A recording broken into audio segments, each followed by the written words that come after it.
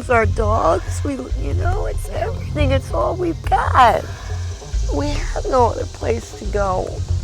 Lori and Richard paid cash for this fixer-upper 5 years ago, then took out a loan for repairs. With their expenses mounting, they decided to refinance their mortgage, but that's when their problems really began. The day that we went to sign the papers, actually, they said something about, which I didn't understand, about raising us 3 points from the previous loan. But at the time, we were sitting right there, ready to sign the papers, pen in hand, when he said it to us, which I signed the papers. I thought that was the thing to do. I was a little ignorant. Now Rich and Lori have a lawyer and are fighting off foreclosure. Their case is just one example of a bad situation that could have been avoided. The Federal Reserve Bank of Philadelphia wants you to see their story and the stories of others like them so that you might avoid becoming another victim. Hi, I'm Dr. Marvin Smith of the Federal Reserve Bank of Philadelphia. It seems that every week we hear heartbreaking stories of people who've lost their homes through foreclosure. Congress and federal regulators have worked over 3 decades to increase the availability of credit, particularly for mortgages in underserved communities. And they've also increased rules to protect consumers from unscrupulous lenders and brokers. But no amount of regulation can substitute for being an informed borrower. To help you, your family, friends and neighbors, we've created this video so that you can avoid the mistakes others have made. They all found out the hard way that when you borrow money, using your home as collateral, it can be very painful, particularly if you don't really understand all the loan terms. You'll want to listen carefully to these stories. This is where it all begun. With the ceiling, having that done, and then these railings was included, and this steel door. Veronica owned her home, but she needed some simple repairs that should have cost a few $1,000s. What she got was debt close to $40,000. All I knew that it was getting harder and harder for me to to keep the bills up. I was calling different finance companies to see if I could get, another loan. I had no idea of how bad things were really. It just built up from 15,000 to 38,000, plus a balloon. Beware of balloon loans, which require a large final or balloon payment. In Veronica's case, she owed a balloon payment of $29,000 at the end of her loan when she would be 83 years old. Plus, if she couldn't pay it, she'd lose her home. And refinancing or flipping her loan, taking out another loan to replace the first one, just put her deeper in debt. And then they put me in a homeowner's insurance that I really didn't need because I didn't know they were doing this. What Veronica's really talking about is credit insurance. It's a policy often sold to subprime borrowers and financed in the loan. It's used to pay the debt if the borrower dies, becomes disabled, or unemployed.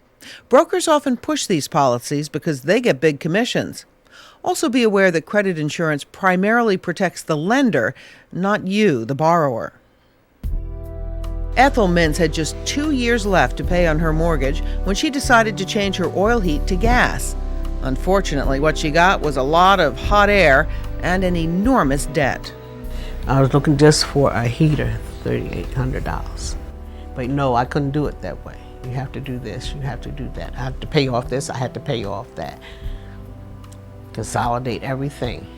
And I never questioned it at that time. I really didn't.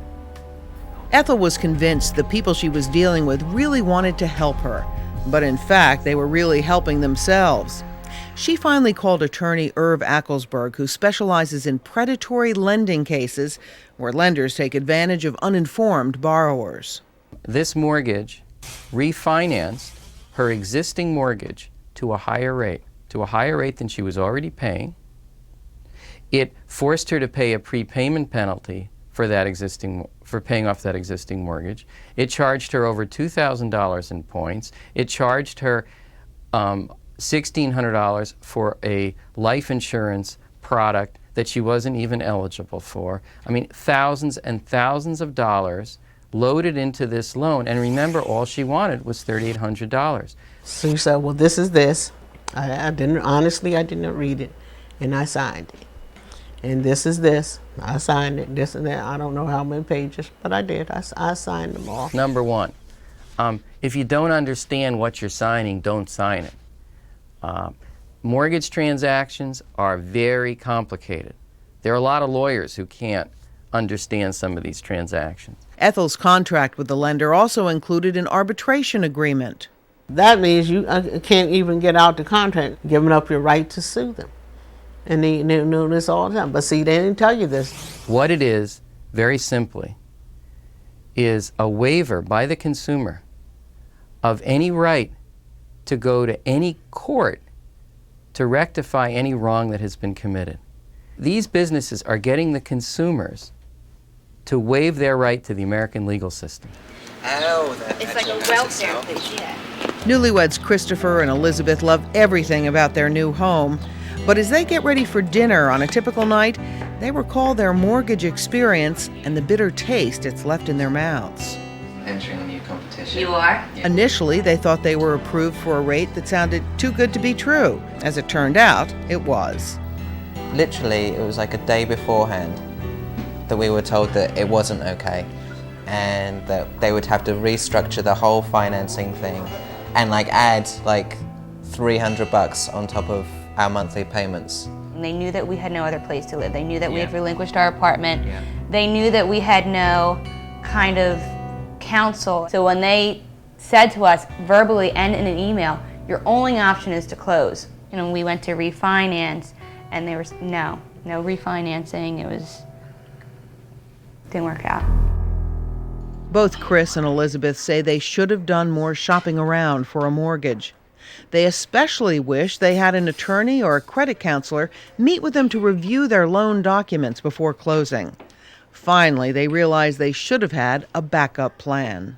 You don't want to put yourself in a situation where you're sitting at the closing table and they come to you with a new deal and you don't have the opportunity to say, you know what, I'm not comfortable with this. I want to take a second. I need to think about this. Yeah. Range where I got you into. Yes, that you got us into. Levi Moore inherited his house from his parents and lives there with his wife and son. It was paid for. But when the house was damaged by a fire, he had trouble finding a bank loan for repairs and renovations. That's when he finally listened to a man who kept knocking on his door. And we just gave in to him because he was sticking with us. So after we went through the channel with him, we thought we was on easy street, but we was in a jam. In Levi's case, he only saw a portion of the $35,000 he borrowed to repair his house. He says most of it went directly to the contractor even before the work on his home was complete. And after a few weeks, the workers disappeared. They left it in a worse shape that it was in before they got here. And to make matters worse, Levi had to refinance and now has a debt of $90,000 to be paid over the next 30 years. If you're happy and you know it, clap your hands. Leslie Thomas was also contacted by a contractor who told her that he could do needed repairs to her home, which she had inherited. But the few $1,000s she needed turned into a $31,000 loan with a high interest rate. Soon she fell behind. I think I missed one payment. That's when they had sent out, that they were going to take my house. Like when I tried to make arrangements, they wouldn't let me. Levi and Leslie are typical victims of contractor loans. Attorney Irv Acklesberg says separating the actual home repair contract from the loan will help. Never sign up for a loan that home improvement contractor has brought to you. If you need home improvements, shop separately for the home improvements and for the money. If you think that you need to borrow money, you should go shopping for the money like you would shop for anything else. Don't take the loan that is brought to you. Find the loan that's right for you. Never borrow more money than you need. If you need $5,000, then find a loan for $5,000. Try to find a loan for what you need. Don't let some loan broker convince you that what you really need is a loan for 3 or 4 or 5 times that.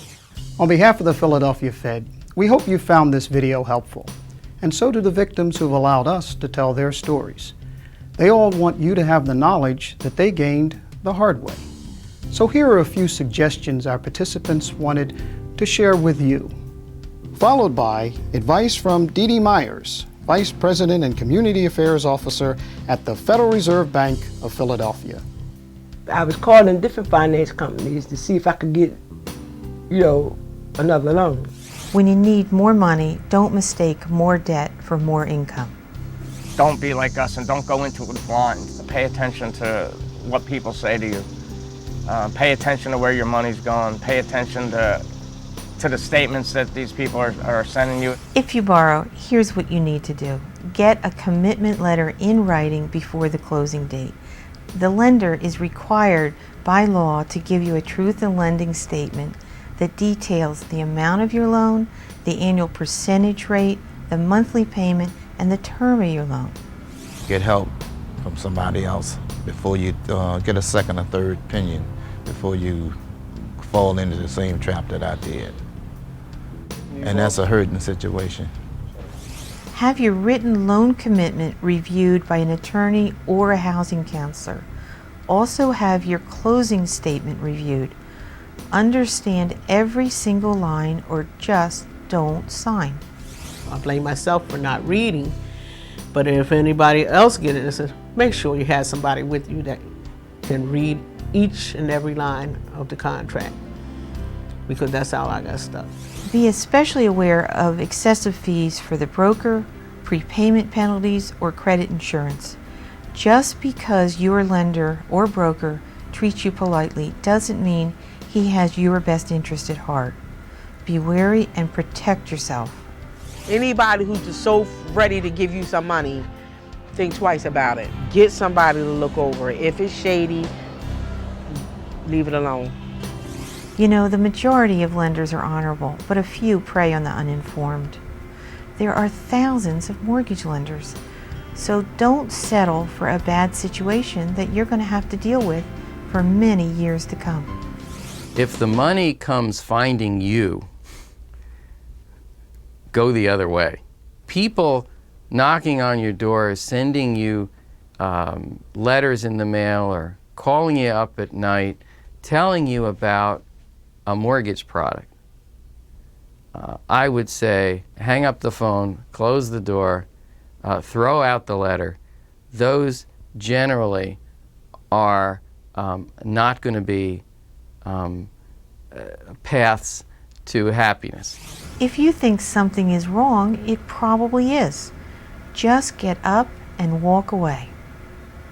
If you think you may be the victim of an unscrupulous lender, or you know someone who is, here are a few places that can help you.